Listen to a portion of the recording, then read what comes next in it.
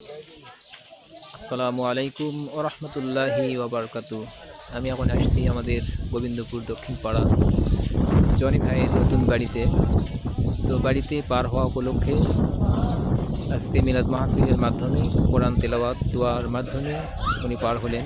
সকলের কাছে দোয়া চেয়েছেন যেন আল্লাহ ওনার বাসা বাড়িতে থাকার এবং কার্যকলাপের রহমত বরকত দান করেন। আলহামদুলিল্লাহ, ইমাম হলে যে ইমামতি করলে অনেক দাওয়াত খাওয়া যায়, এটা একটা আল্লাহর রহমত যে অনেকেরা এটা সুবিধা পায় না। তো আলহামদুলিল্লাহ আমরা যারা ইমাম আছি অনেক দাওয়াত পাই, খাওয়া দাওয়া করি ইনশাআল্লাহ। তো আল্লাহ পাক রব্বুল আলামিন আমাদের দাওয়াত খাওয়ার মাধ্যমে অনেক রহমত বরকত বাড়ায় দেন। অনেকেরা ইমাম সাহেবকে দাওয়াত দেন, দাওয়াত খাওয়া চলতেছে।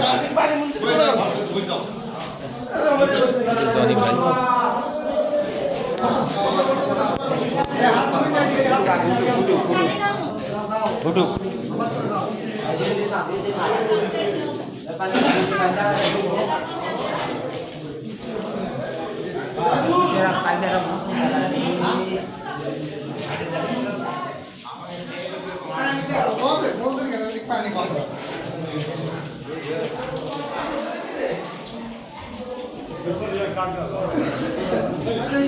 খাইলে মখন